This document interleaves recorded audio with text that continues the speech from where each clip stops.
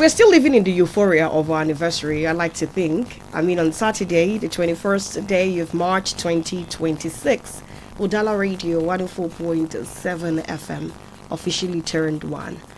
And it was a festival, it was a carnival, a 1 week long carnival, started on Monday with our charity trip to 2 hospitals here in Onitsha. And then on Tuesday, we paid attention to the swearing in of the new government, I'd say, or rather a continuation of the government of Professor Charles Chukwuma Soludo. But he had to, of course, do a swearing in again.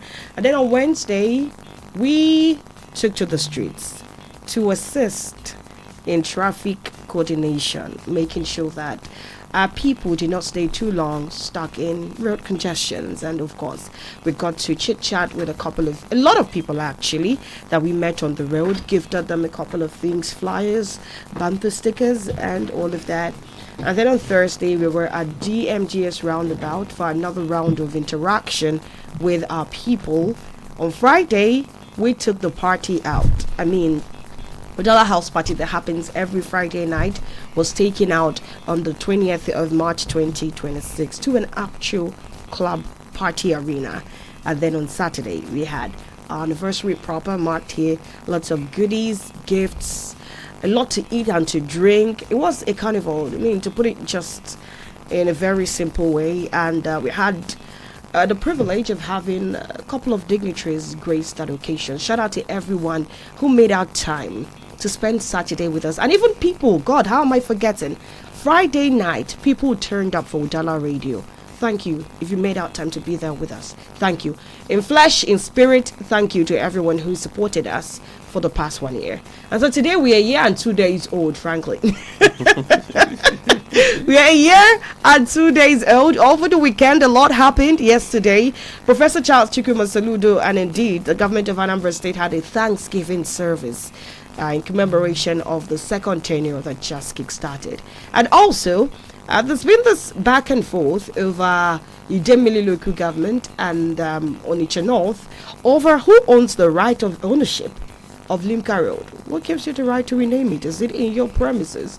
All of that we get to make sense of today as we go on the Polity. And let's not forget what happened on Friday, the Aloe Festival in Delta State of Zoro Kingdom precisely, and how it went down dirty, disgusting, and would go down in the history of mankind as the most insensitive thing to happen in the 21st century. And of course, we're not forgetting that there was a gas accident somewhere in Calabar. And unfortunately, there are some not death actually, but from reports we have some persons injured, about 6 of them, if data serves me right. Also, we're looking at opposition leaders exploring new alliances as internal crisis in the different opposition parties linger. The PDP has no peace, especially with the latest court judgment. All of these and many more we get to look at on today's edition of The Polity. I am Chisom Chinedu. Franklin Ebuka is here. Good morning, Frank. Good morning, Chisom, and we continue to thank those who, are partner with us, those who share in our joy in the celebration of our 1 year anniversary. We are glad that you have always been fair. So thank you so much, and thanks to my colleagues here at the office, likewise the management, the CEO and every person who in one way or the other made things thick for. So we quite appreciate all those gestures. And talking about some of the things you have raised, the issue of the renaming of Linka Road after Ichi Emeka Anyoko. I can recall that we raised that on this very platform, and I asked Tony whether we are going to see some kind of a contestation or crisis or problem over that renaming. And guess what? Now we have Onitsha North Local Government Area questioning the right of Idemili North Local Government Area to have named the whole stretch of that very road. after each year, because the context is that the whole stretch of the road does not fall under the jurisdiction of Idemili North. So maybe when we get into conversation, we might talk about that more. I also want to reference some other things that have caught attention over the weekend, and this very one is an appeal to Onitsha North local government area. I want authorities of Onitsha North local government area to take a walk, go to Oka Road, close to ABS Junction, and see what happens there. If you go there now, you see that water that is meant to go through the gutters are now spilling onto the road because the gutters there are blocked. Passing there this very morning, I could perceive, foul smell coming from that very water. So I hope that authorities are seeing this. Let them take a walk and go there and see how they can desilt that gutter there, so that water will be able to flow into the channel and stop spilling onto the main road. Because I'm just wondering, if it's this very way at this very dry season, on the day we are going to have rain, that means the entire road is going to be flooded. So it's an appeal to the authority to do the needful on that very one. Then talk about the video we saw yesterday in Kano. P2B was in Kano yesterday. Likewise, Sheyi Makinde, Bala Muhammad, Senator Seriaki Dixon. They went to celebrate their victory with former governor of Kano State, Rabi Okwankwaso. And I must say that it was also a show of his capacity, because we know that opposition leaders are trying to see how they can form alliance and be able to see if they can wrestle power from the incumbents. And from what we saw yesterday, it was a show of capacity, apart from the fact that the main essence was Eid al-Fitr celebration. But we know that in political terrain, politicians try to use every platform to show their political mettle. And I saw a crowd shouting Obi, Obi, Kwankwaso, Obi, Kwankwaso, Obi, Kwankwaso. So I don't know if that suggested that they would like to see an alliance between Obi and Kwankwaso for 2027 presidential election. And then on a final note, I'm going to mention this because what this very, should I call him the old man in young man's body? Pardon my English anyway. I'm talking about Tony Elumelu. Why did I say so? He's somebody, of course, he's advancing in age, but he has this very new generation lifestyle where he tries to identify with the young persons. And over the years, he has shown that he has the interest of the youth at heart through his Tony Elumelu Foundation. Now, guess what? In the new cohort, he's going to empower 3,200 young entrepreneurs across Africa in its 2026 entrepreneurship program. And guess what? He's going to spend about $16 million in seed fund to these very people. Now, he's trying to help these people to become somebody in life and also contribute to the economy of Nigeria. Now, if you check over the years, you see that this man has raised not less than 30,000 entrepreneurs that he has empowered giving the seed money. Why am I talking about this? I'm trying to use this to compare our brothers and sisters who have money and who can as well help in making society better. But sometimes when we talk about this, some people will tell you that you don't tell somebody what to use his money for. But I'm asking, what is the sense of saying money in our water? Doing all kinds of club thing, throw money around. Maybe during Christmas you buy 5 kg bag of rice, give to people. Elicha rice, they get back to where they are. Can't our people imitate the lives of Elumelu, who has raised a good number of entrepreneurs? Because one thing about this very kind of employment is that if he raises one person, there's a chance that one person can raise 2 persons or even create employment for others. But now in our case, we prefer handouts, whereby we give a handout to build political capital. I just hope that our people who are wealthy should be able to look into the life of Tony Elumelu and see what they can learn from him when it comes to building society and making it a better place for all of us. All right then, fingers crossed. We're hoping that they are able to pick up a leaf from this man. Like you said, money in our water, and people around you cannot feel the impact. By impact, we don't mean taking them to go and ball. Actual investments in human resource. Until then, you can actually say that you are wealthy. Good morning, Tony. Good morning, Chisom Chinet. Good morning, Nigerians. Good morning, the good people of Southeast. Good morning, in Anambra. Good morning in Onitsha. I don't need to good morning in Dosumo. Good morning in Dafia. Ndoloibo Ndinanyi. This time around, we acknowledge everybody, but the bankers, the lawyers, the medical profession, those who are doing so many works, the artisans, the physically challenged, those who have ability in mind. They have ability everywhere. We also reckon with different states, different people, different organizations that are listening to us. We appreciate every one of you. It's always a pleasure to be here, because for us this is a communion. We are having communion. Remember, I do say that this is our altar, and not just being altar where we profess the truth. We do have communion here. Each time we assemble, each time we aggregate, each time we convene, and that's what we're doing now. Definitely there's going to be communion again. Thank God Almighty for His mercy, for His love, for His grace, for everything He has been doing in our lives. We welcome you all for this another edition. And today being the 23rd day in the month of March. March is really marching to the end, and that tells you time is ticking and time waits for no one. And after March, we're going to get into April, and then Easter continues. Alright, you're welcome everywhere you are listening to us from. Just sit back and enjoy the program. Alright, then let's go tell you what the front pages of the papers say before we now get into taking out some major issues. On our desk this morning, we have the Punch, Vanguard, This Day, and the Guardian newspapers. And just to remind you that we are live on Facebook, Udala Radio 104.7 FM is our handle. Drop your comment right under the video of this show. On the front page of the Punch newspaper, the banner headline is 2027 Strategy. Makinde meets Kwankwaso's PDP reconciliation falters. On page 2, the riders Makinde Bala Kwankwaso meeting sparks phase of mass movement to NDC.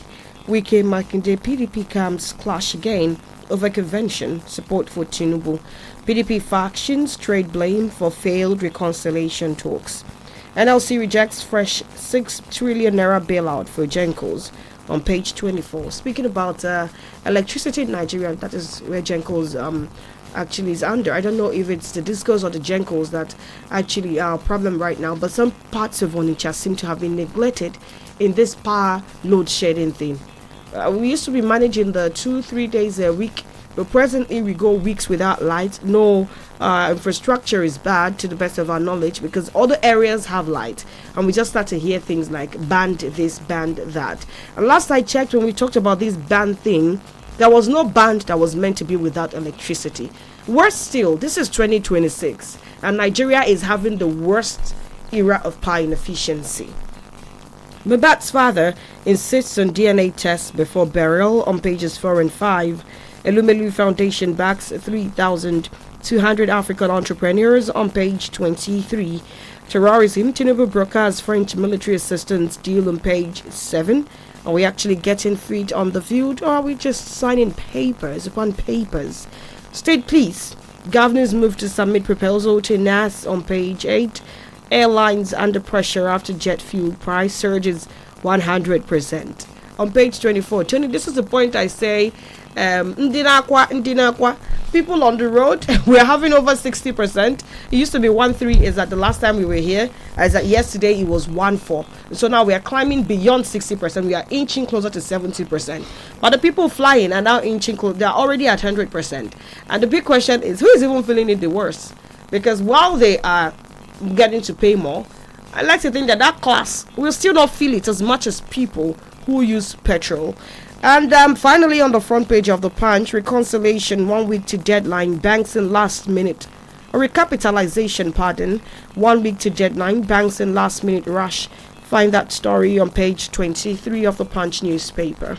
Okay, so taking it from where we stop, in respect to the power situation we have now in the country, and I must say that it is quite pathetic that, this time around, even to iron your clothes has become a problem. Unless if you have a system of, running generator that can power your electric iron. If not, it's a full call. And the situation is quite precarious, because as it stands now, nothing concrete has been talked about by the government. If they are going to offset the 3 trillion naira debt owed Gencos, in as much as the Gencos claim is 6 trillion naira, the federal government has said After all the audits, they came to 3 trillion naira.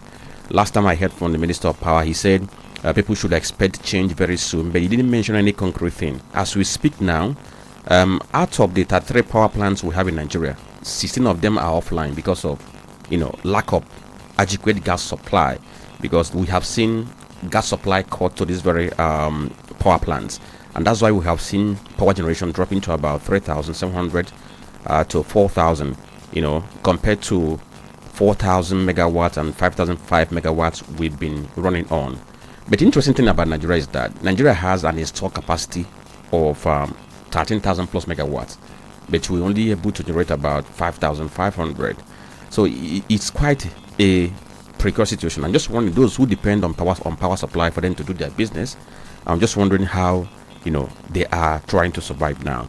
We look at other paper we have this very morning. Vanguard newspaper has this headline that says, State Police, Governors plead as insecurity worsens nationwide on page 5. It has some riders. Most states back move, others warn of abuse, repression. North divided, Kaduna, Plateau, Kano, Taraba set pace. Tinubu can't created by fiat. Afenifere, lawmakers, governors face crucial test. We will address Nigerians' concern. Senate. Another headline says public-private sector leaders set to play lead roles. That's on page 24. APC convention aspirants cry foul, allege hoarding of nomination forms. On page 8, why do we always hear this whenever a party wants to hold, whether it's convention, congress, or what have you? Almost the story of trying to use smart ways to scheme at some persons. Then we get to another headline here that is on page 32 of Vanguard. It says US-Iran encounter threat over Strait of Hormuz.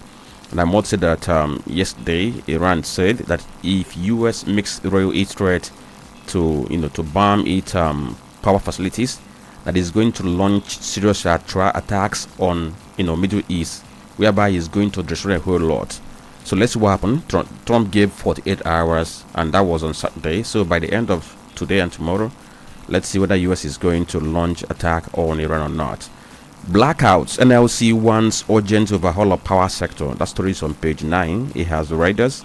6 single energy ministry. Insist on no bailout for Genco. Discos as power crisis deepens. So NLC is asking that government should merge Ministry of Power and Ministry of Petroleum Resources. Let them become Ministry of Energy. According to NLC, it can help to solve the challenges we're having in that direction. But they're also saying that government should not in any way go ahead to pay Genco's, the 3 trillion naira debt that they have claimed, saying that it's a private business that they have to source some money and deal with it. Then on page 9, UK expands detention capacity to speed up deportations. Another story on page 12 says Ozoro Festival assault, Remi Tinubu, Ezekwesili, NAPTIP, others demand justice. We saw the video that trended last week, and we have seen reactions from different quarters. And maybe we'll talk about that and give insight into what actually happened in Delta State. All right, then let's go ahead and see what the front page of the This Day newspaper says. And taking a look at the banner headline here, Tinubu, Nigeria in talks with UK, France for support in fight against insecurity. The riders here says government intensifying efforts to tackle scourge. Once Middle East crisis may worsen inflation, reduce purchasing power. Assures Nigerians his government will continue to help the vulnerable. On page 5, as it is now, every Nigerian, apart from the 1% of the 1% is vulnerable. The purchasing power of the naira is being taken down to north, and we should start looking at more holistic ways of helping every Nigerian and not just the vulnerable. And a picture story here. Shetima governors visit Tinubu in Lagos. Ozoro sexual assault. I watched the horrific viral footage, says First Lady on page 12. Makinde, any PDP member with Wike is enemy of democracy. Inflation targeting regime will improve transparency, accountability, credibility of monetary policy, says CBN. The rider here backs Central Bank of the Year award in global recognition of reform efforts. Okay, so we now move over to the last paper we have, which is the Getting newspaper, and the big story here is on page 6. It says, eyes on insurance sector as banks survive recapitalization, liquidation. I think the deadline is going to end this very month, so let's see how many of the banks we're able to scale through. ADC, Imo, Lagos, Rivers, Zamfara pledged loyalty to Mark's leadership on page 3. Sanusi hails Yusuf's 30% education budget for Kano on page 29. 2027, opposition leaders explore new alliance as internal crisis linger on page 8. Integrate energy sector, stop Genco's 6 trillion naira bailout, NLC tells FG on page 5 of The Guardian. Bandits storm church, kidnap 8 worshippers in Kwara on page 2. Budget, only 10 states have publicly accessible local government budget on page 2. Tinubu Executive NBA protests Ozoro sexual assault in Delta on page 20 of The Guardian.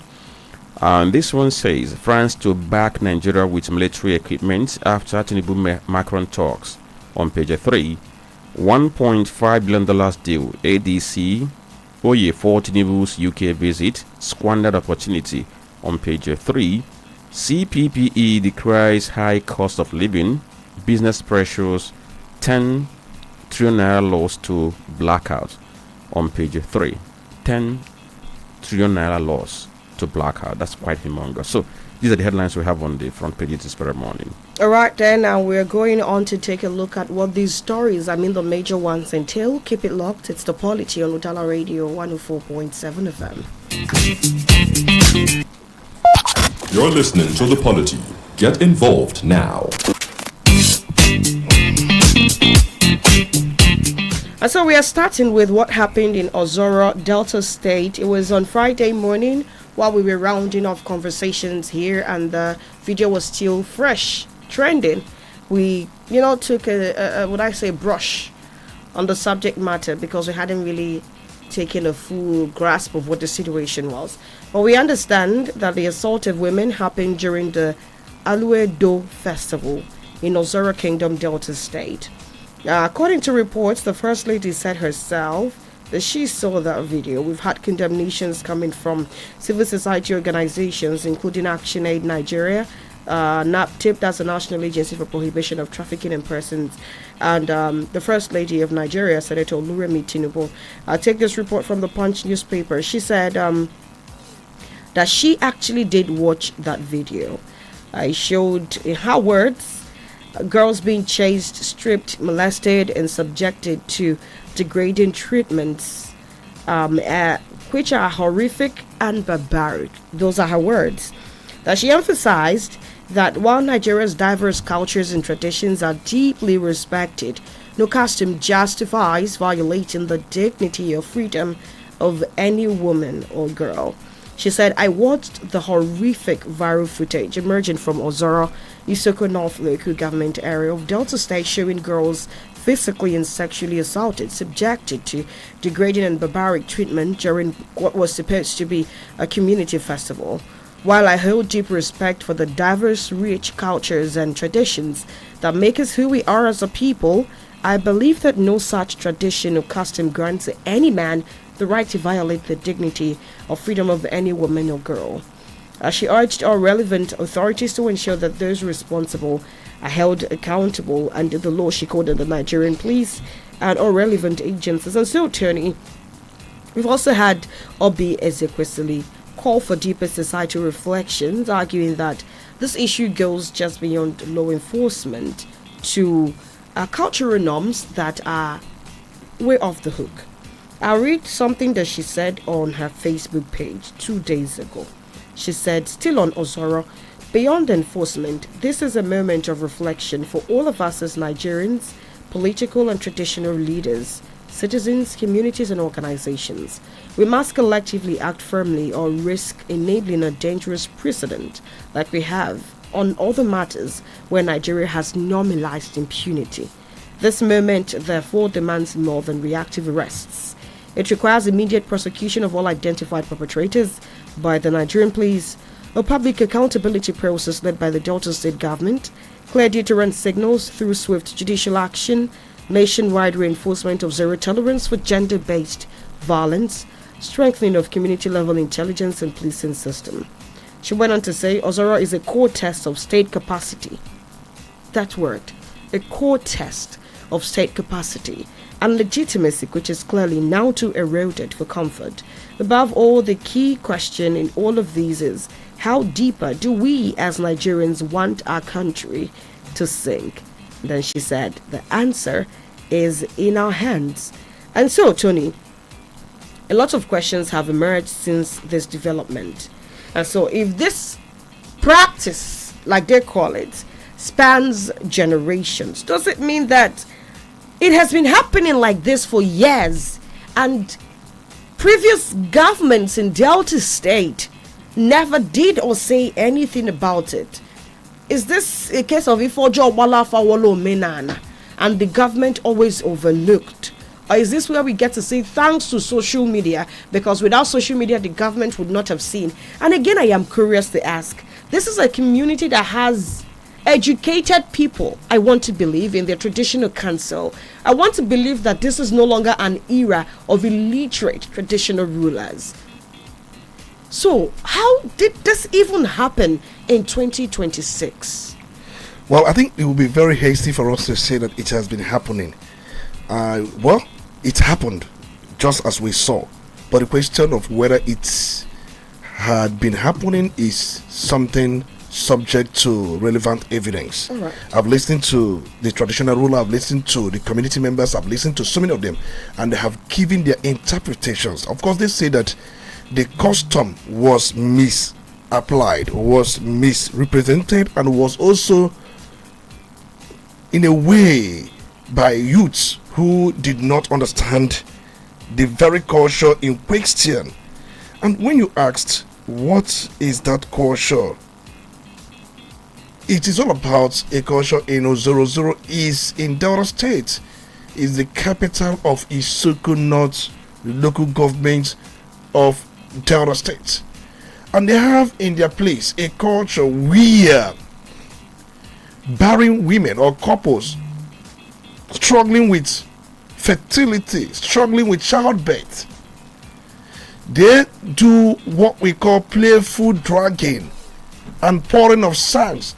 In their culture is a way of invoking the gods of fertility upon the struggling couple who are struggling with childbearing. That is what I said. It is their culture. But situations where it is done in an open place during such an event, chasing unmarried women, according to some people from that area, that is not their culture, because it is only meant for one married couple with their consent, because you must get their consent, where the married couple, their clothes will be playfully dragged with pouring of sands as a way of invoking the god of fertility to intervene in their own case. But that was not what we saw. What we saw was where some youths in their 20s, any woman they see around that vicinity, they started to drag the clothes of these women. Some were pouring sand, and that's why we were where we are. But good enough, police have arrested about 5 suspects, including the organizer of that very event, the committee chairman who is in charge of the event, and also one of the prominent person in that very community. And ignorance of law, we've said many times, is no excuse. For me, they have explained what their culture is, and we are also looking at that very culture as it relates to law, because we have repugnant custom, we have a repugnancy doctrine, which is very important. Is a key issue whenever there is this conflict between culture and law. And that tells you that a cultural or customary practice is invalid if it is repugnant to natural justice, equity, and good conscience. To that extent, it is said to be invalid because it is repugnant to good conscience. Just like we've seen many times, we saw what happened in Obo. Recall Obo saga. And I know very well that Obo is in Orumba, where Agaba masquerade was moving around, destroying things in the name of culture, in the name of tradition. But guess what? Agaba was arrested by the police. But some said, how can you arrest the spirit? That Agaba represent the spirit. That why didn't you arrest the organizers? But we saw Agaba being handcuffed, being put in police cell. A whole Agaba, the said spirit, was put in a police cell. That tells you how heinous, atrocious, Philistine, and bestial some of these things could be. But to date, we're still following the case of Agaba masquerade that happened the way it happened. And then if you look at many Nigerians, especially women, they have described what they saw in Ozoro as appalling, abominable, monstrous, deplorable, shocking, even unsophisticated. Many of them said what they saw was boorish, very crass, loutish in nature. I said a lot of things, but I'm gonna tell you that for me, it was not just all these names that they have been given. The scenario, the incident that happened in Ozoro Aluedo Festival, as we know, but it is barbaric for me, and it is not going to be accepted. It happened in the midst of the elders. There is this saying that an elderly person does not watch the goat delivers in tatters. When you people observe that the youth were misapplying the law or the culture, what did you do? Did you intervene? Did you call for cessation of such misapplication of custom? Because in the other works, you kept quiet, you relaxed, you watched the scenario, and now when the issue is being taken up, you are now telling us that they misapplied the culture. But you were there. Many of the elders sat down, and this was happening in broad daylight, and they did nothing. They did nothing, even when they were conscious and aware that the youths were misapplying the whole thing. For me, they have to go in for it. I have said it many times, and I'm going to still say it, that it is not today we've started seeing these issues. Custom, yes, could be another law, but it must be in tandem with the law of the land. Constituendo ex or terra lex, but it could be in a way in accordance with what we do.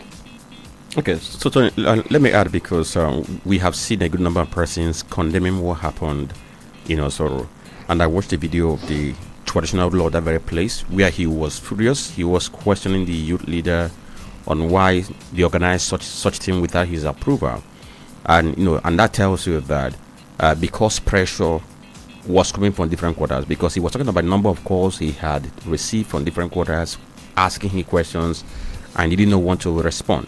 Now, where I'm going to is, because each time we talk about culture, some people will tell you that culture is culture, that culture is the identity of the people. And I keep on questioning, if culture is the identity of the people, should you continue to keep barbaric culture that encourages assault in human person on dehumanization? Why am I saying this? Because sometimes when you listen to people, maybe especially issues about women rights, maybe women are trying to push for one thing or the other, trying to question the status quo, and somebody will tell you this is culture and it should be that very way. And I keep on saying that culture is like laws, because laws and culture evolve with society. These two things are flexible, and society is evolving, culture and laws are evolving. Why am I saying this? I will have to give an instance. In Igbo traditional society, of course, we have our ways of expressing our culture. Culture can be expressed in the way we dress, in the values we hold, in our ideologies, in our dressing, in the food we eat, and what have you not. But if you look at this Igbo culture, you can see that the food we eat has evolved.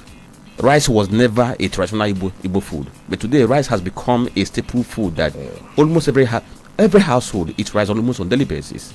Look at the way we dress. But today things have evolved because you are moving with time. So if this other aspect of culture can evolve with time, why can't culture like this, the issue of fertility, if you look at the foundation and find out that the foundation is good, but the way it's now being expressed, because we know that in our contemporary world, there is always this tendency of the young persons and miscreants, hijacking festivals and making mess out of it. I'll give you an instance with Oka Festival, the Imoka Festival. Do you know that every year Imoka is held? When you begin to provide people who cause mayhem during Imoka, many of them are not from Oka. They are people who have come from different places to infiltrate. And this same Ozora thing, I have also heard something of that very nature. That some of the persons who were even involved in what happened there weren't even from that very place. Rather, people who came from some other places, and then with other locals who decided to turn that very festival into something else. Now, why I'm trying to stress this is this. And such a culture supposed to have some safeguards. Because when you don't have safeguards, the tendency that people are going to, misuse it is there. Just like Masquerade Festival, for instance. We know that Masquerade is big in Igbo land, and almost every community marks that. Now, in that Masquerade, we have seen that some miscreants now use it to either extort people or injure people. That's why you have to put safeguards somewhere to ensure that there's a control. So I think the Ozoro incident is just like an eye opener to everybody. Government of Delta State, people who hold the cultural custody in that very Ozoro community, and nation at large, because we have to extrapolate. What happened to women was the fact that they said that once they are marking that very festival, that women do not come out. And if you want to move to other parts of the country, there are some cultures where when certain events are being marked, or certain festival like the or a festival in Lagos State, women do not come out. And whenever if a woman comes out by mistake, people pounce on the person that saw that very person. That's the kind of culture that I need to see to evolve. Because one is that you are even limiting person's freedom of movement as enshrined in 1999 Constitution. Because you cannot be talking about justice and fairness, whereas you have in your own culture designed injustice and you're asking government for justice. So I think we have to look inwards. Those culture or those aspects of culture that do not represent dignity of human person, we should be able to look into them, abolish them, refine, so that the human person can be dignified and preserved. I think let's quickly stretch it, because while we are talking about this, we must also educate communities. We should also educate villages and those who are into this. There are so many practices that are culturally related, but these things constitute infringements, especially when you talk about areas of fundamental rights. We've seen situations where, because of culture, we've seen masquerade, for instance. We talked about masquerade. Many of us do not even know that a masquerade, no matter how you look at it, has no rights, no matter the culture, no matter how you look at it, to flog you, beat you, or even abuse you. Masquerade. Many people don't even know this. They don't even understand that. Because if you look at Igbo tradition, masquerade, the original conceptualization of masquerade festival, it was actually conceived in a way that it would make people happy. Where masquerade dance, they display all manner of skills, where people chant for masquerade. But we know very well that for masquerade to uphold those things, there are those, maybe because of the culture, they will tell you women should not come close to the masquerade. They will be advised to stay off while masquerade does what it does. But we've seen so many of masquerade festivals. We call there are towns in Anambra State. I have seen the one of what they call that. Even in the one of Nobi.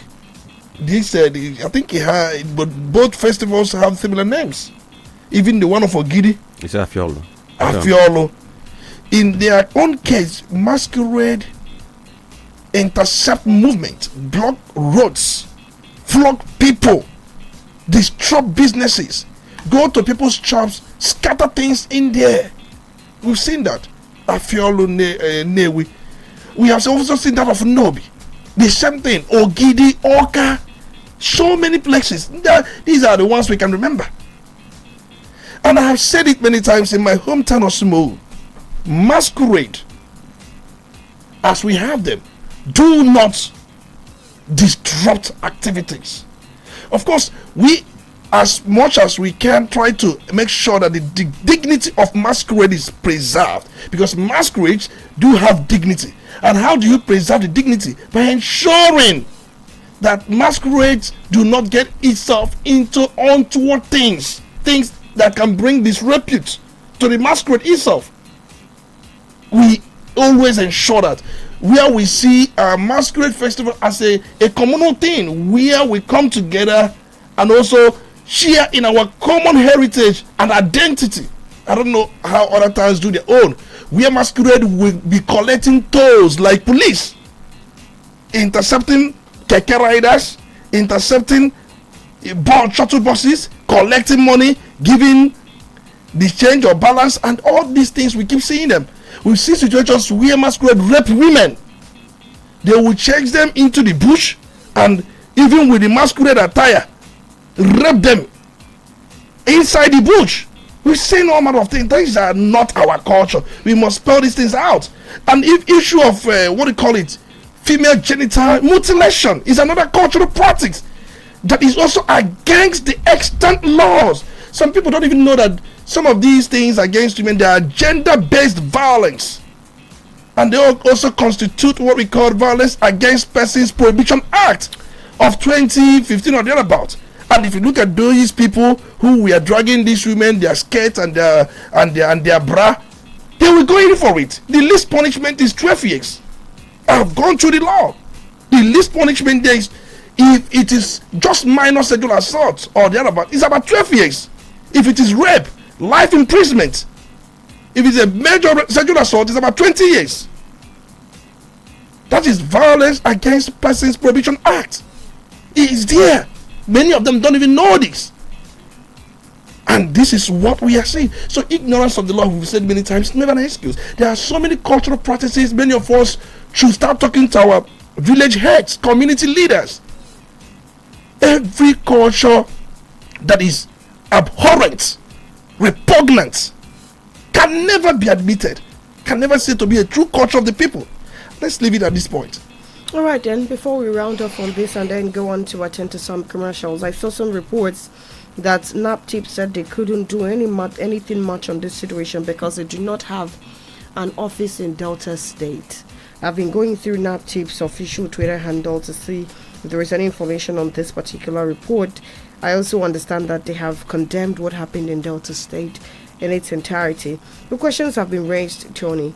NAPTIP not having an office in Delta, is it really sufficient explanation, or does it expose institutional weakness? I think the intelligence gathering is fall under the jurisdiction of the state government. Of course, the police will make arrests and prefer charges. There will be advice from the Directorate of the Public Prosecution, who studies the file, because if the police arraign these people in court, the court will also direct police to seek such advice from the Directorate of Public Prosecution in Delta State, and where the Attorney General of the Delta State comes in and study the files and give directions on the way forward. It falls within the jurisdiction of the state to prosecute the offenders. Of course, we've seen NAPTIP prosecuting people, but I don't know if NAPTIP, they said having office in Delta State is not an excuse, because the NAPTIP law, I don't know if it is domesticated in Delta State. It has to be domesticated. If it is not domesticated, it cannot take on this case. It's a national law. It's a national act. is one passed by the National Assembly and assented by the Mr. President. But it has to be domesticated in that state for them to come in and then do the necessary thing. I don't know if it is domesticated, and that could be what they are trying to refer to. But least and the state government will do justice to that.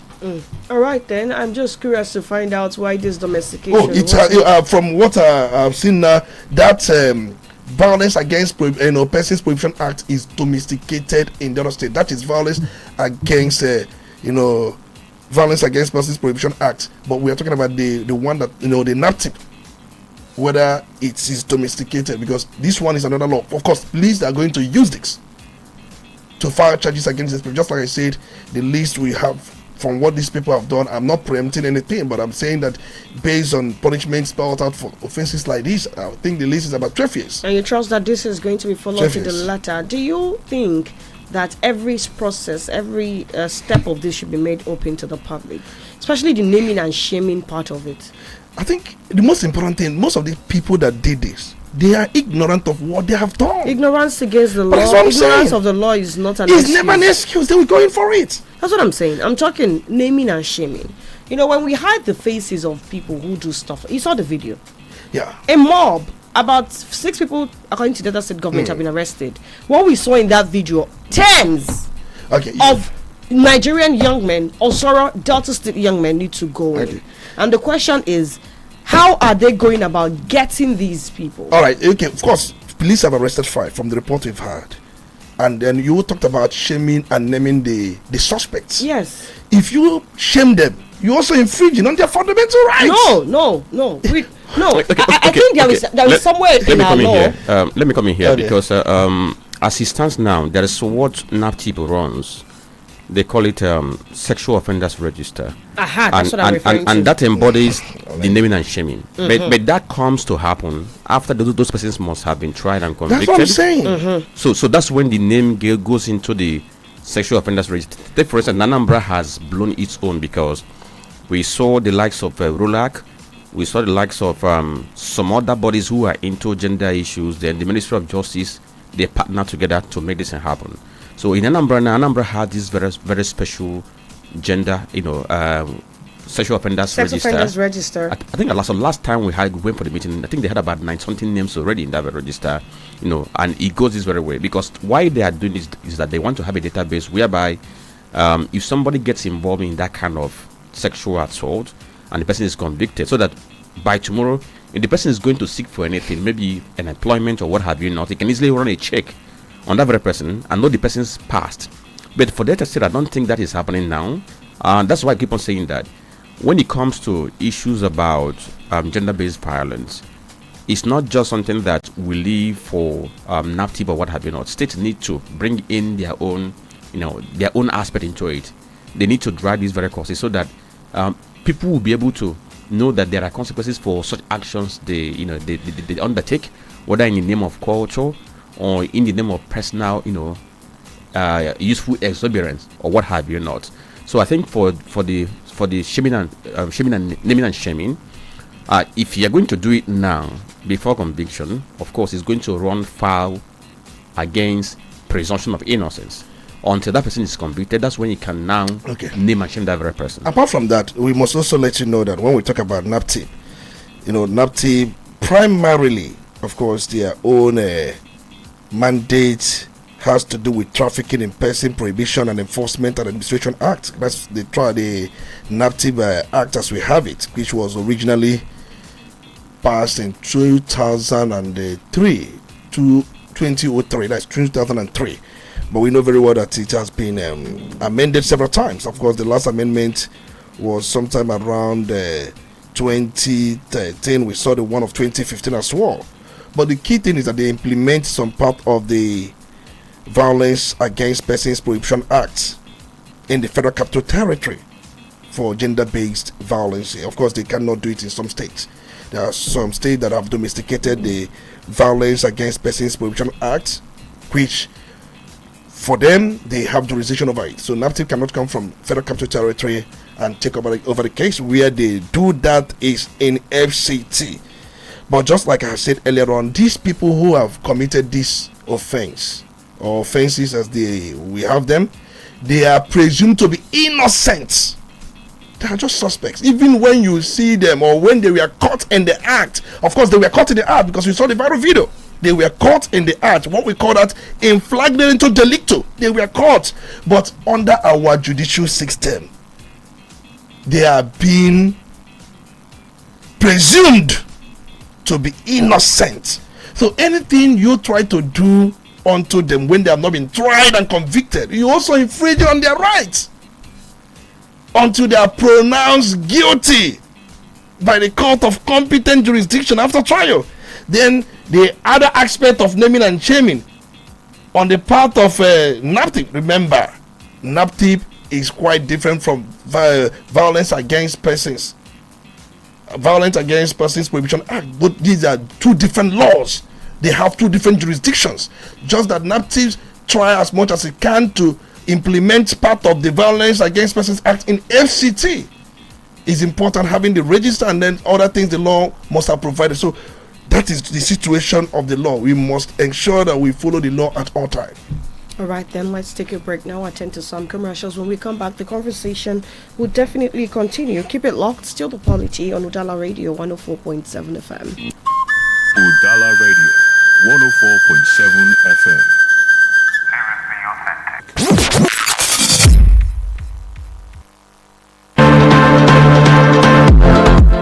Emerald Global Natural Health Tech and Wealth brand is bringing to you an effective health product where health meets wealth and is very effective and value laden.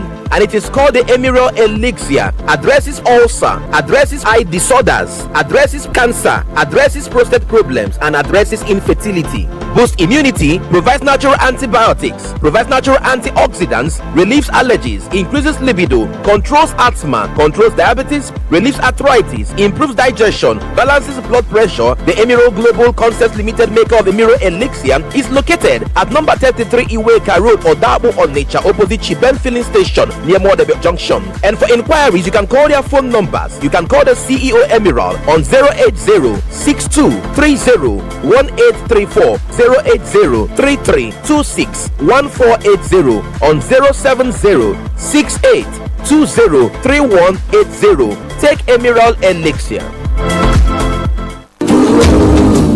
Nnukwu mmọnwụ abatago n'ọgbọ, nnukwu ijele nọ n'ọgbọ. Kedu ife anyị na-ekwu maka ya? It is the Curenza Curative Herbal Capsule, a product of SmartPay Global Concept Limited. It is a powerful herbal formula crafted to support your immune system and overall wellness. 100% natural with ultra advanced immune support. The natural power which enables your body to fight chronic diseases. It also looks at digestive disorders. Ogubekwe baha. Curenza na afu maka igwo ulcer, addresses arthritis, diabetes, cancer, kidney and liver issues, cures asthma, malaria, typhoid, heart diseases, hepatitis, sickle cell anemia, cholesterol, addresses colon issues, obesity and cardiovascular diseases. It is for total body detoxification and it also addresses poor blood circulation. For more information and distributorship, you can kindly go visit our office at Obebuleze Plaza, number 154 Oka Road by Ado Girls Bus Stop, opposite Anyama Cooking Gas Station, Onitsha. To become a distributor of this powerful product, Yabondi Cholibu Distributors Maka Ogu Nkanka or Curenza. Visit the office at Obebuleze Plaza, number 154 Oka Road by Ado Girls Bus Stop, opposite Anyama Cooking Gas Station, Onitsha, or call the phone number 080-6075-2900. 080-6075-2900. It is the Curenza, the king of herbs, and it is in your land.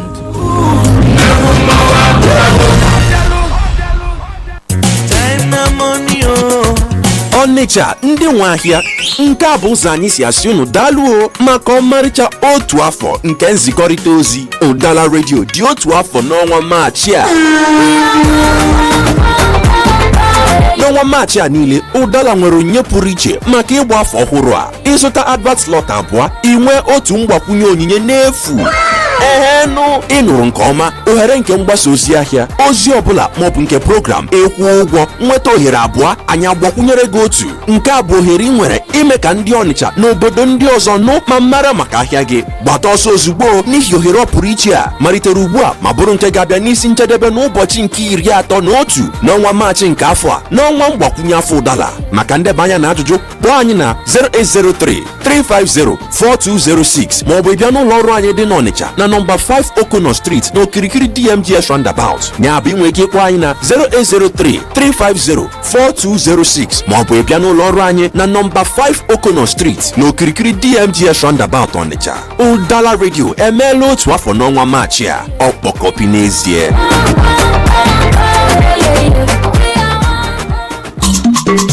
You're listening to Udala Radio 104.7 FM.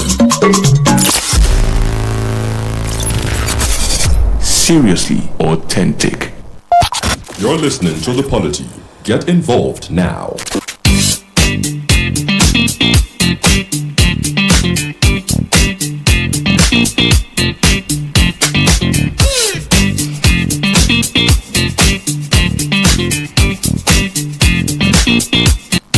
Good to know you're still here with us on today's edition of The Polity on Udala Radio 104.7 FM.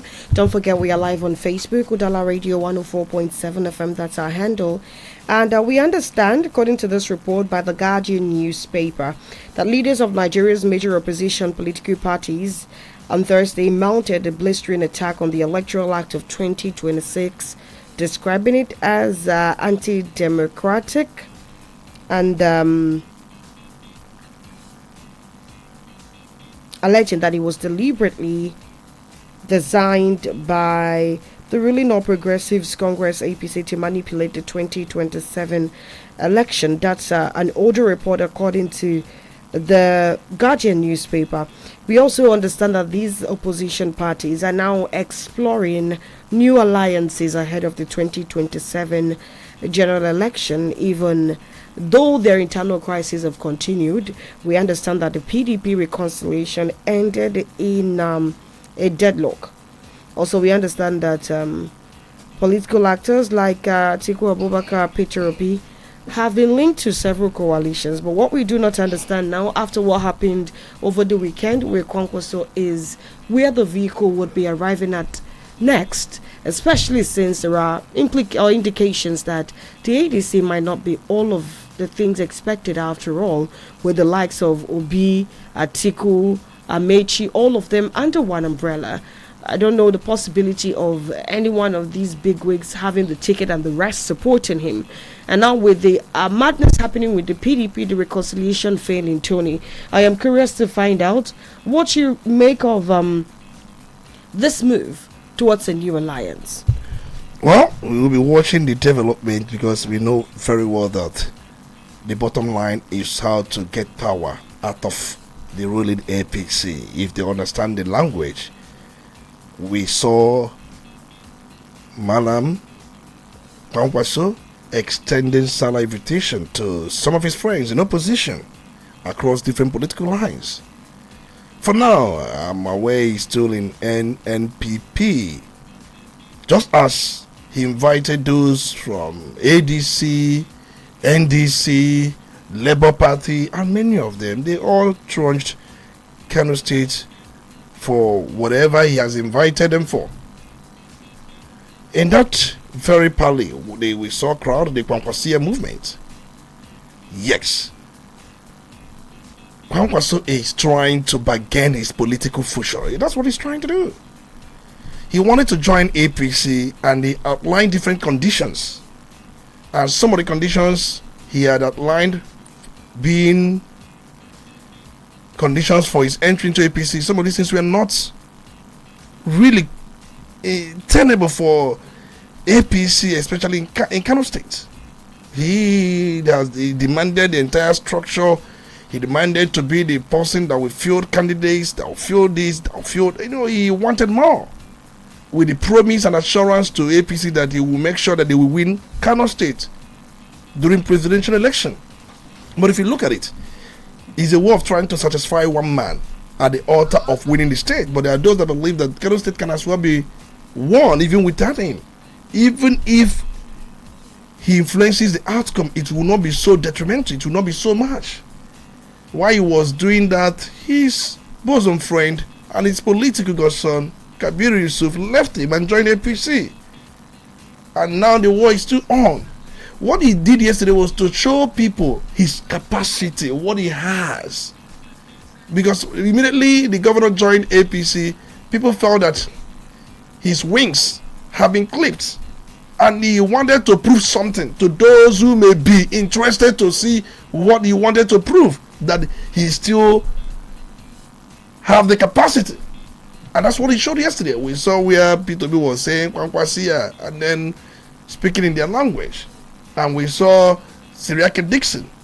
Many of them were there. But with this metamorphose into a strong alliance is yet to be seen. Because there are people who are also saying that there is this possibility that P2B will use Kwankwaso as the running mate. And one good thing is, Atiku seems not to be making noise again. His camp seems to be really fainting in all of this. His governor, Fintiri, has defected to APC, and I am aware that he will be welcoming to the party this time, anytime this week. Zamfara State Governor will be welcoming to APC, I think tomorrow or today. I think it's today. The governor of Zamfara State will be welcoming to APC. Bala Muhammad is still trying to negotiate power with such a Makinde. Now, look at what PDP is doing. Wike's PDP seems to be the authentic PDP faction. They have started online registration of party members. They will be convening or having their congress and convention. We've seen this. Makinde and the Bala Muhammad seem to have been given a big blow below the belt. And they seems to be isolated. They are in a political wilderness.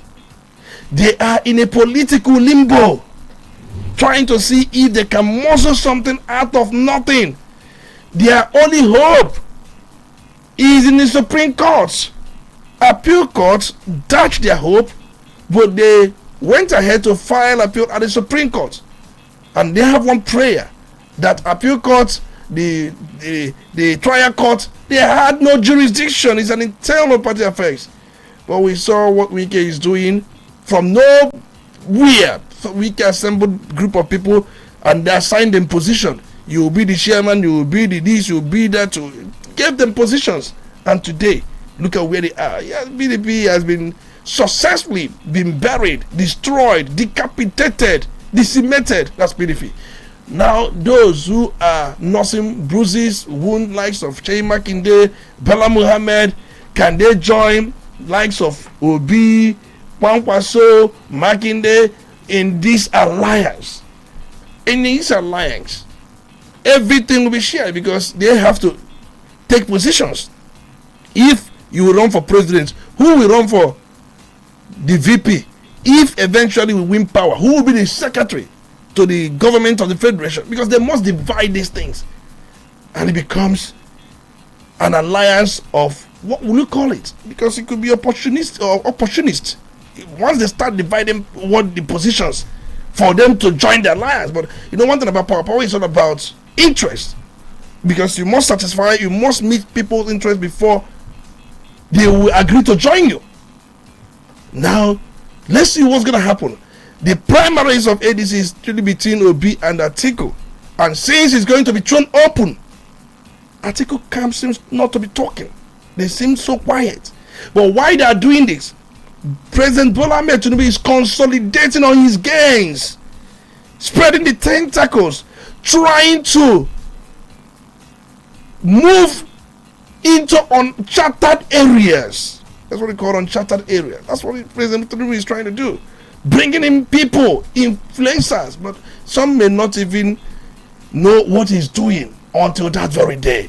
So then, can I come in here so that I will be able to ask a couple of questions? From what we have, or what we saw yesterday, we saw that Makinde is insisting that anybody aligning with a weaker faction of PDP is only working for Mr. President, and for him, it does not sit well with him. So it seems like Chey Makinde has made up his mind that if Wike faction is going to have the day, he will leave the party for them.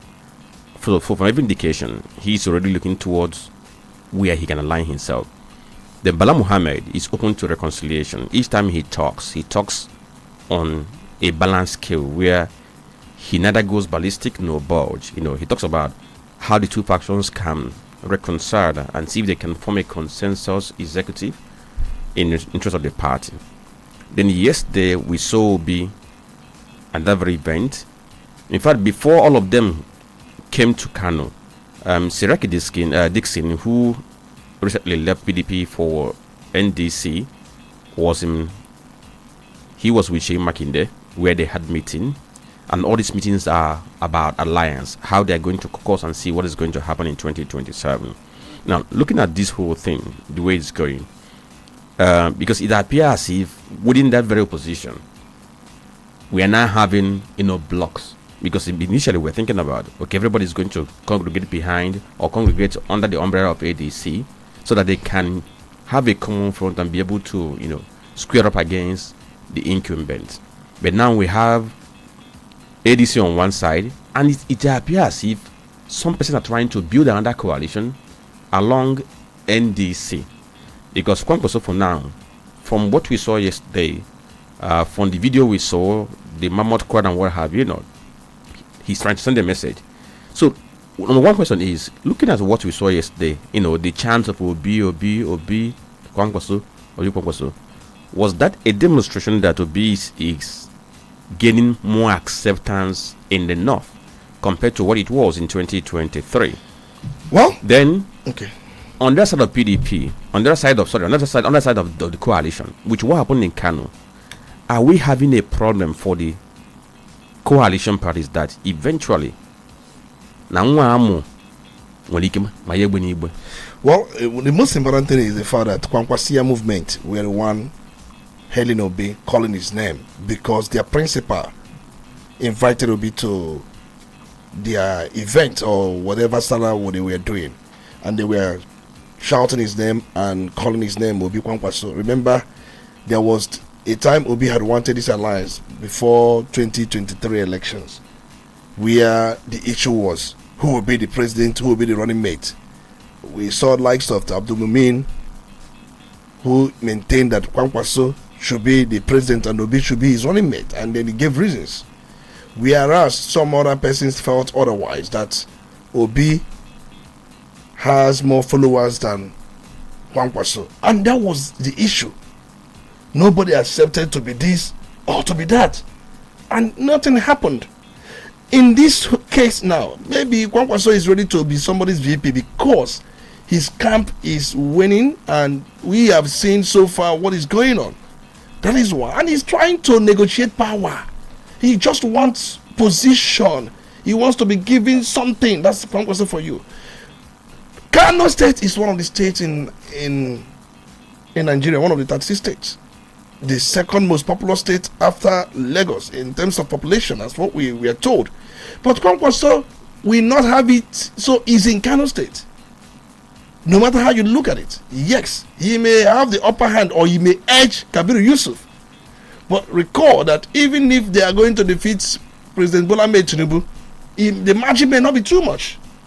That's one thing people don't understand. The margin. If you defeat somebody in some state with little margin where the person close you up, what counts is not the number of states you won. What counts is the total number of votes you scored. So the issue of being defeated in this state, or the issue is what is the margin of such, because with that margin you can add up to the total number of votes. And Kano is just a one state. Kwankwaso is a one state man. Obi went to Castina, but we didn't see such crowd in Castina. Where he met his friends in Castina, there was no such crowd. It tells you that it was a planned something. For me, they can show their strength, and I still retain my opinion that President Bola Ahmed Tinubu is a candidate to be beaten, no matter how you look at it, based on what we have on ground. I'm not saying based on this or based on that. So far, what we've seen the Electoral Act, we've seen the appointment of INEC chairman, we've seen the City Boy movement and the activities, we've seen so many things, we've seen his empowerment programs where he aimed to bring in more people to it. We've seen governors, and some are saying governors who are joining APC, they have just one vote. These governors have their supporters. Many of them have structures. when a governor moves into a party, he's not just moving into a party as a person, he's moving with his structure. People don't even know this. And most times, if you don't have structure, you may win an election, but you cannot protect it. We've said it many times. Even look at the area council election in Abuja. Even though I just said that the outcome of that election will not be used to calculate what's going to happen in 2027. But we discovered that even ADC, we are lacking in some places. They don't have agents. In some wards, they had no agent. As little as one would say, they are not interested in that election. But you have to show capacity that people will start to believe you. And many of them, just like we've said many times, they are good on social media. I was listening to the ADC, or is it APC chairman Abia State? We are discussing this before now. And some of the things he said against Oti.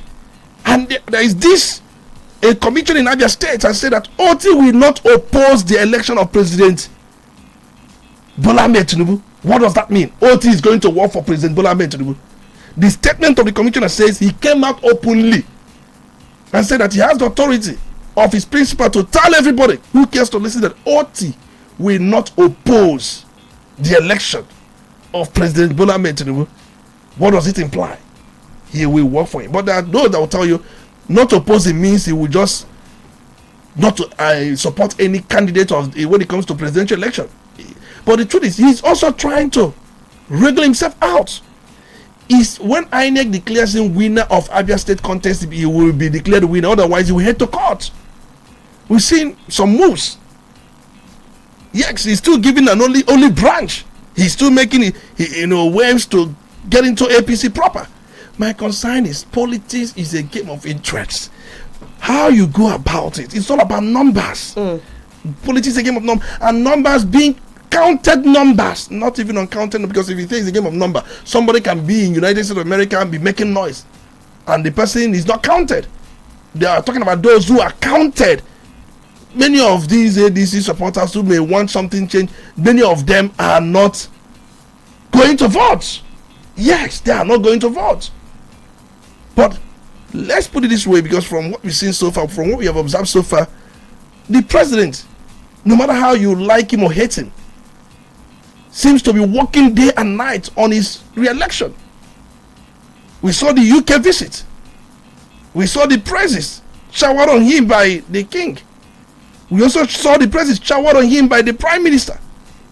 So what does that tell you? For those who may think that the UK will work against him, what has he done? He has cemented his relationship with the United Kingdom. And he met some group. And those group told him that they are working strenuously, mobilizing for him. And he said, you know what? For this, my mandate renewal, you are working strenuously to ensure it comes to happen. You will not regret it. All right, Tony. So that tells you a lot. But the truth remains that some are hoping on Trump. Trump will not do anything. Speaking about Trump and what he's possibly going to do, what he has done, President Tinubu has made it to understand that he has sought French military support over insecurity. We saw that report earlier today. And quickly, Tony, seeking foreign military support, does it really signal move to get things done, or does it open up further the kind of incapacity, lack of capacity that we have in the country? Well, anybody can seek support. You may not have everything at all times. There are things you may lack. Well, is he going to address the root causes of our problems? He's not going to. I think he's going to take care of the military exercise, the kinetic aspect of it. The most important thing I've said it, if you want to go into non-kinetic aspect, we must begin real development. Absolutely. We must begin industrialization. I wish if a president will come up and say that we are going to have industrial revolution. We are going to spring up industries. We are going to give zero tax to any industry that were made from such policy. They pay no tax. Where government comes and declare no tax on industries that will spring, you will see investors rushing, and they may be giving moratorium for 5 years for them to operate without paying tax. What that means is that they're going to add to the economy, and it will take people. People are on the streets, people are in the bushes, people are everywhere, people are vulnerable, and we are not taking them out from the hands of the bandits. Many of them are being recruited for one thing or the other. We need such kind of revolution. And you cannot talk about such industrialization without also fixing your energy crisis. These things work in hand in hand. You can also talk about agricultural revolution. While you're talking about industrial revolution, these are policies, these are things we expect from our government. Not celebrating doing roads, doing this, doing that. This thing for us, they are atavistic. We are talking about the new thing that will put money in people's pocket, that will make household to measure up their income and take care of their needs and live a better life. These are things we are talking of, not some of the things we are having on ground. But is government committed? Is government thinking futuristic? Is government that visionary to see some of these things coming? Where do you expect Nigeria to be from now, this 2026, in the next 10 years, in the next 5 years? What do we earmark, or what are the targets? What are those things we must ensure that we get to? By the time, I don't know if there's a ministry for national planning. I don't know what they plan. I don't know how they go about this. Undoubtedly, of course, Nigeria needs assistance when it comes to dealing with the issue of insecurity, because from time to time it's been proven that Nigeria on its own may not be able to deal with insecurity because of several factors: the human factor, the technology factor, and other things. Now, we have seen the president making move towards the US to help. We've seen the president going to Turkey on that same thing. We've seen the president going to UK, because when he was in UK, the issue of terrorism was one of the issues they discussed. France. And we also seen him going to France on that issue. Now, yesterday, when he was hosting the governors and other people, he mentioned it. He mentioned the agreement he was able to have with the UK government. Of course, we know that was 746 million pounds deal. Of course, it was like a mortgage for Nigeria. Of course, Nigeria is going to have the ports upgraded, but it was like a deal meant to fund the steel industry in UK. That means that upgrade we're going to have at the port is coming at an expense. Now, for France, we do not know what is going to be the cost of the help, because Mr. President said he's looking forward to France's collaboration in the area of equipment supply. The same thing applies to UK. And what I'm asking is, it's good to extend your hand to different places, because help can come from anywhere. But all these reach outs we are making, at what cost are they coming to Nigeria? Well, of course, it's not going to come easy. It's not going to come free. It's not going to be that, something being dashed, if you are to use Nigerian language. It's a partnership, because we talked about this the other time. These are non-binding partnership agreements. Non-binding. There should be follow-up. And remember, when we discussed this the other time, I did say that there were other agreements, even during the time of Obasanjo, during the time of Jonathan. Some of these agreements were not kept. Even talk about the prisoner, transfer deal between Nigeria and UK. Some of these things were not done. They are non-binding agreements or partnership agreements, as the case may be. So they expect things from Nigeria. We also expect from them. There are expectations. There are things they want from us. They are concerned about their immigration. People coming to our place, the crime they commit, how you are going to restrict them from coming to UK, how we are going to, once they commit crime, how if we deport them. These are things that are really of concern to them, because they want to improve on the welfare of their people. Your own people should not enter into United Kingdom and start messing around, constituting nuisance, taking the adjustment for their people. You have to be so much concerned about the migration. And if you are not in any way trying to work towards that line, they will not in any way do the investment they promise you they are going to do. And in that investment, if they say they're going to support you with 734 million pounds, we are told. We are not told how it will be financed. I don't know if you know how about it. From what I got, it's a loan. It's a loan that was packaged, and it's going to be wired through a bank. Even if it's a loan, because you're going to have the lenders, and you must satisfy their terms and conditions. These things are not as easy as we see them. They are not. No country gives you anything free for charge. No country does it. It comes with something in return. what we call it quid pro quo. There is something given in return. Nothing comes easy. Nothing is given freely.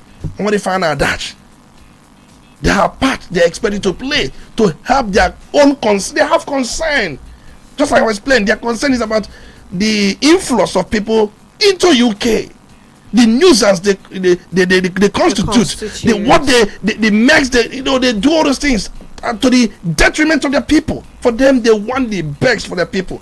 They want the wealth of the people. If you have to come, you must come through a rigorous process. And even if you come through that process, you must go and be a nanny, or you'll be taking care of the grandpa or grandma, even if you're a PhD holder. They don't care. Unless they tell you they need doctors, they need nurses, they have to program you, they have to recertify you, they have to measure your work. Would you really blame them, Tony? Because I'm not blaming them. Fixing homes, I'm not blaming these are them. some of the things that we actually need to take care of. I mean, it's actually a shame that in a country like Nigeria, we did not have standard homes for our senior citizens. But here we need to take a commercial break. Now when we come back, we open up the phone lines, and then the conversation would also continue side by side. Keep it locked. Udala Radio, 104.7 FM. Quality bread, Wendy's bread, for your family breakfast. Wendy's bread, I'll pack it on the Dosialo. Wendy's bread, Mama, Papa, they like Wendy's bread, kitchen and do. Wendy's bread, even children, they like Wendy's bread, Wendy's bread, I'm in town. Wendy's bread, get it better, tasty, we go sweet your belly. Wendy's bread, Wendy's your body, Wendy's bread, Wendy's bread, tasty bread. You can contact us on our official address, 2nd Business Park, Enugu Road, GRA, beside Onitsha, Anambra State. We also have another branch at St. Michael Plaza at Tandy Road. Also contact us on 070-1149-1571. Wendy's bread, your tasty bread. Wendy's bread. Time na money, oh.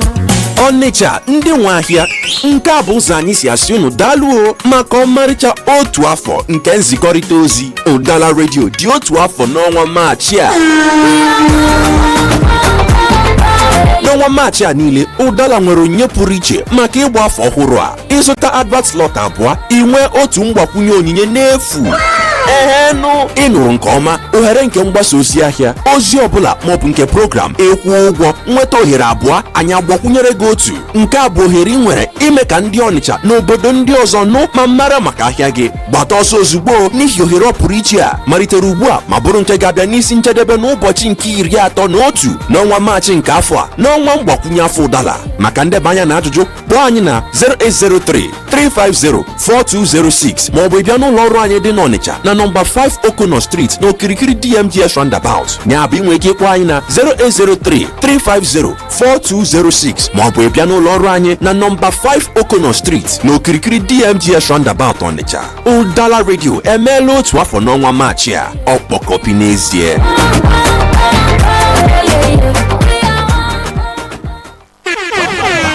Onitsha, una don ready for the biggest Easter shutdown.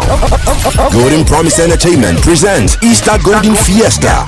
One massive night of music, comedy, and correct vibes. It happens Sunday, April 12, 2026 from 5 p.m. till dawn for Onitsha Mall ShopRite. Host for the night, MC Bim and MC Feargod. Music policy by Emmy Black, Ivado, and Sparkle T. Laughter with comedians like Twin Parrots, Prince Neche, 5 Naira, Dibia Update, Holy Baba, and Sister Equitos. Plus live performances from Mweze and CJ Ozugo, and DJs who will keep the party hot all night. DJ Staffy, DJ Y Barrow, DJ Two Step, DJ Tony Banks, DJ Freezy, and DJ NK. Tickets to go fast. Regular 2,000 Naira, VIP 5,000 Naira, VVIP table for 5, 200,000 Naira. For sponsorship, bookings, and enquiries, call 0814-394-2802 or 0808-441-5156. Easter Golden Fiesta, the party we on nature go talk about. Supported by Udala Radio 104.7 FM. Gwam gwam gwam gwam, ihe si na ọbụghị naanị ya mụtara nwa a na-apịwa ọnụ. Udala.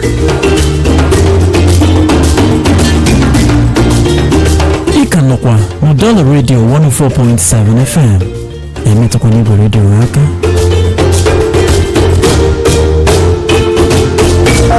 You're listening to The Polity.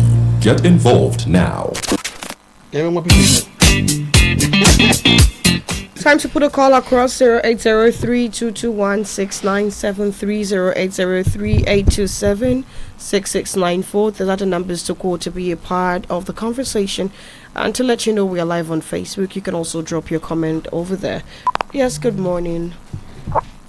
My name is Comrade Onitsha. I'm calling you from Onitsha. Can I go on? Yes, please go on, Uchenna. You have a minute. Let me start with the quick culture of that community called Ozoro. You see, governments have not, done so much in clipping the wings of these people. For instance, even in Anambra State here, this Anambra State Homeland Security law, banning all these rituals in our water bodies. For me, it has not been fully implemented, because if you go to some water bodies in Anambra State, you see people displaying all manner of smelly things, Fanta, Fanta plastic bottles, littering everywhere. Now, coming to that particular tradition, it is not only limited to the people of Ozoro. You have a similar tradition in Lagos, where whenever they are doing it, people are restricted from coming out. If you come out, whatever you see, you get. In some parts of this country, let me tell you, there is no justification. Yeah, I saw when Kenya was explaining, although the explanation is from the people from that side, there is no justification to restrict anybody's movement, be it a man, be it a woman. From that place, from that point, you have erred in law, and ignorance of the law is not an excuse. So what I'm saying in essence is this: it is only government that has right to restrict public movement, and it must be done in the overriding public interest. It must be defined. No culture has right to restrict anybody, talk of raping women. So I call on the state government, getting everybody in that community arrested, beginning from their traditional ruler. Get him arrested. He must come and explain which law permits them to restrict anybody from coming out, talk of raping women. But nonsense must stop. Honestly, when I got a piece in my Facebook page condemning the thing, one guy from that community said that even those women who knew that the law has been existing, why did they come out? And I look at him and tell him, do you have sense? You know what he replied to me?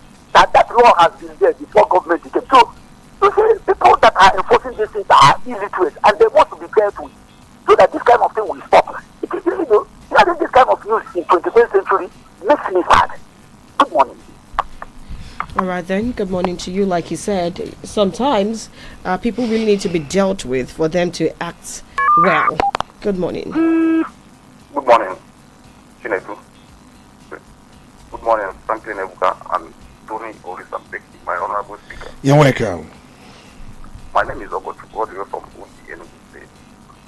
What I want to say is very simple. I want to dwell on what happened yesterday in Kano State. Hello? Yeah, we can hear you. It's very clear. Look at Tinubu is one man that Fulani in Buhari Kabal never wanted him to succeed President Muhammad Buhari, but he maneuvered. So anybody who come in now to challenge him, see, I'm not an APC person. I'm just saying this thing the way. Anybody who come in to challenge him in 2007, my brother, the person, I don't think that the person is telling me or herself the truth, because Tinubu is a candidate to beat in that very election. No doubt about it. Thank you very much. All right then, thank you. Good morning. Good morning, Chiso. Good morning, my chief speaker, Tulu Risambek. You're welcome. This is the voice of Honorable Idenze, Mayor Okutume JP Okulolo Tendon Node. Can I go on? Go ahead. Let me first of all say, the way I see things going, I can see that these prominent politicians are even destabilizing their stability. Why do I say this? Had it been that they want to defeat the incumbents, the way I see things going, they have to come to the round table, understand themselves, and have one goal and one mission to defeat Tinubu. Have an agreement. This and this person will be the president and the vice, while other positions will be given to other allies in the politics. That is the only way they can defeat Tinubu now. So the way I see them doing, they are trying to divide their votes and making it more possible for Tinubu to become president in 2027. The way I see things going. And they kept moot on this type of laws that are being made in this recent time. A law like using manual, where this thing fell. Then, and a law that you cannot defect to another party when after primary. All these laws are being made, but we want them. They are keeping moot, allowing the people that are making laws to make such laws, which they know that it is against them and it will work against them during this election. So I want to advise them, if any of them want to win or any party want to win, let them come to compromise. Not this one against this one against this one telling this one telling this thing. I'm telling you, by the way they are going, anyway, the people have made it way, unless something tangible is done. Well, something I want to say again, you said that if Tinubu cannot do anything about this situation. Let me tell you, if Tinubu will not Tinubu, Trump, if Trump is serious to come to invade Nigeria, what can Nigeria do to America? Enough. Yes. What I'm trying to say in earnest is that Trump can do something if he wants to do something. When he sees that Christian our people are being massacred, Trump can even say that Tinubu cannot contest because of the crime he committed in America. That is enough reason to stop him. Thank you and God bless. Quite interesting. Okay, sorry. It would take Let's Trump, say this. another country's president. Trump cannot say that Tinubu cannot contest. It's not possible. You know, the truth is, even if he says that Tinubu cannot contest, Tinubu being a politician knows how to placate him and say, Trump, come and work for me. All he needs to do work with me. All he needs to do is to give Trump that thing he eats. That is Tinubu for you. But just like Franklin said, he cannot even say that. Hello? Welcome. Good morning. Hello? Good morning. Good morning. It's Choma calling from Fede. Choma, let's hear you. What I'm saying is, I don't know if you can hear me. Yes, we can hear you. Go ahead, please. Yes. They said structure or no structure. But he has no structure in 2023, but he won the election. So all the governors going into APC, Mr. Speaker said they have structure. But then in 2023, all the governors have structure, but there is no will. So what I'm saying is that they still have single votes. Even their structure, some people vote, not like that in 2023. People vote based on, they didn't vote based on party. You can vote governor in another, you can vote president in another party. That's what happened in 2023.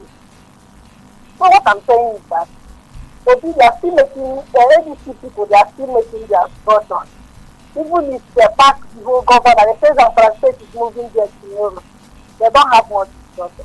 So what I'm saying is that ADC is still in them. Thank you. All right then. She says APC will still win. It's a bit confusing. Obi won without the structure in 2023, and that you're winning is quote and off quote, please. According to the results we have out there, Obi didn't win 2023 elections. Well, let's hear what you have to say. You should try to reconnect. Tony, you were about to say something. We should be heading over to Facebook now. Actually, I wanted to say, one thing is for sure, when you had no polling agent in over for 50,000 polling units, you had no agent. So who protects your votes? And it's a problem. And when you think you've won and you are not pronounced, what do you think is the problem? You have no structure. Yes, let's do this in 30 seconds. Good morning. Yes, go ahead. This is Akamere. Akamere, you have only 30 seconds. Akamere is calling from Fiji. My speaker, I'm grateful. And I'm grateful to Udala FM. I want to just react on what my speaker has said concerning this ADC. Although they are planning to win this election, but I don't think they are serious, because this is what happened, with the Labour Party in 2023 election. We are here. In other station, my speaker he was telling us and advising us to go out and vote, and P2B was in a television program telling us that our votes will be counted, that we should go and vote. After that election, we discovered that they don't have, some agents who could just, rescue that the suffering that masses gave to P2B. And okay, look at what happened at this concluded council election in Abuja. So what I'm saying is this: all these things they are hustling, trying to do these things. On that 2027, you will see that these people will take this power again, and they'll just run with it, because they don't have structure. I don't understand. I'm just, if I see any party that will just defeat Tinubu, I will just be happy to vote that power.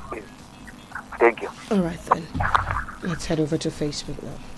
Okay, so from our Facebook page, Ikechukwu, thank you for dropping your comments. Dr. Misimo Lebara from Mowara says it takes intellect, self-confidence, and power to move a nation forward, without which you suffer permanent limitations and daydreaming and become grounded. Our collective intelligence will not be abused. We must labor for good harvest and not inherit confusion and clear-footedness. Okay, thank you for dropping by. Also, began the work Valentine from Ozobolo. He says, I just want to wish the radio a very happy birthday. Okay, concerning what happened at Ozoro, our women should learn how to dress properly. Okay, thank you for your comments. Francis Namani, also Francis Namani Omaga from Amagunzi Enugu State, he says, okay, the continued rise in the price of petrol or other petroleum products is really worrisome and disturbing. How can a renowned oil producing nation like Nigeria be battling fuel price? The federal government should urgently swing into action to address these ugly trends. Francis Sinamani goes on to say, governments at all levels and our political leaders should collaborate and marshal appropriate measures towards addressing the spate of insecurity and other teething challenges ravaging the country.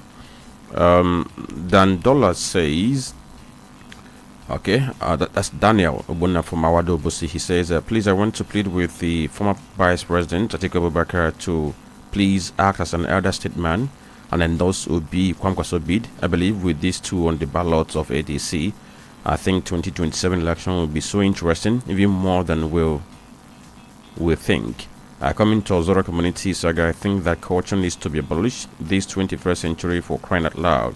And he says, what a barbaric in our culture. Uche Nanowai, thank you for following us.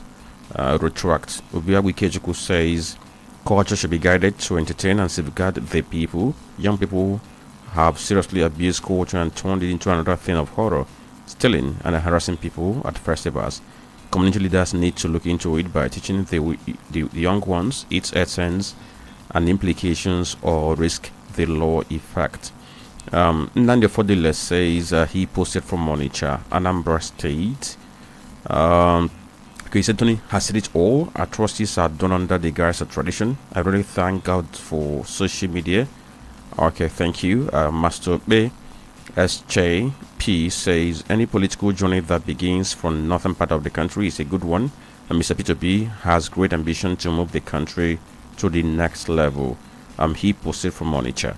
As Hilary says, the truth is that Chipre, Sobi, Kubana, etc. no get any route to move anything in the southeast, even in their villages, except when they are sharing rice. She bought a blind goat at night. Yesterday was an eye-opening to him. He has to return the goat to the Malam very soon. They are just Lagos and online tigers. And he says when it comes to the grassroots, they can't move a pin. Obi couldn't deliver his own blood brother during the last election in the locality, and he asking Natinibu he would deliver. Sheyi met realities yesterday, and the pretenders to the throne were exposed right before his eyes. Okay, thank you for your comment. And then Mazimuri Chugado says, in the spirit of celebration, appreciate each and every one working as a staff in this platform. Dalono Mundem. Okay, he's commented from Udala Onitsha. And Sebastian Igwe, thank you for dropping by. We have to pause it here because we are already at top time. Alright then, Tony, what would your final words be? I think I wanted to react to the person that said that women should dress properly. Most times we justify evil by giving all manner of excuse. Whenever we want to talk about women dressing pattern, it's a different topic on its own, and it should not be related to what we saw. And most women they chased, it wasn't as a result of their dressing. For them, they were misapplying the culture as we are told, believing that by playfully dragging the woman's skirt or blouse, the fertility gods will now dwell on the person. And they were doing these things in a crazy manner. Many of them, God help them, risk 12 years in prison. So it's not about dressing. Maybe the person who made that very comment did not listen to all we said here. This has been on, Tony, for almost 1 week. Yeah. The video emerged somewhere around Thursday. So Friday, Saturday, Sunday, today is Monday. 4 days later, you have not really seen the videos to know that this wasn't about dress. And to think that in 2026, someone still brings in conversation, brings in dress sense into the conversation about sexual violence. I really, really weep for such a person, the people around you, and this generation. Franklin, your final words, please. There are things that worry me. Okay, just for me to draw this very information, because from what the police said they have interviewed the victims of what happened in Zoro, and none of them claimed that she was raped, but they were assaulted. The video showed assault. Of course, so they were assaulted. As it stands now, the chief priest in charge of that festival has been arrested. He's under custody because he was supposed to have informed some authorities before that very festival, but he didn't inform anybody. He just went on to do that very festival. And from what I gathered, that festival happens between 3 and 4, once in 3 or 4 years. So that's the situation now. But now the issue of, this issue of because the person mentioned dressing. Of course, when I read that, it gave me some kind of concern. And that brings me to this thing that happens in Onitsha here, even in Noka, whereby you see a young man who is passing through motor park, a market and space. People are dragging her by her hand. People are dragging her bag. Enter here, enter here, enter here. And some of them, in the course of doing this thing, they snatch money from these very people. Maybe take their phones. Maybe tomorrow we also justify that, saying that why is the woman walking through the parks? So the thing is this: there are things we cannot think of justifying for any reason. Let me also add, if a woman decides to go naked on the street, you don't have a right to assault her. Let me also add, Ebuka, if you go to Onitsha main market or some of these major markets, especially women, you will see how some male food will be dragging them in the name of Nana or Mbafia. They will be dragging them. Is that you are assaulting them? If you are arrested as a result of so, you don't come and say, I was dragging her so that you will patronize me. You should know the boundaries. You don't drag women as a way of trying to woo them to patronize you. All right, enough said, Tony. We are totally out of time. Thank you for your analysis today. Thank you, Franklin, for being here and for your calls and contribution. We hope to see you again tomorrow, same time, 9:15 down to 11 a.m. Until then, I am Chisom Chinidat. See you at 12:25 on the Cherry Box. You're listening to Udala Radio 104.7 FM.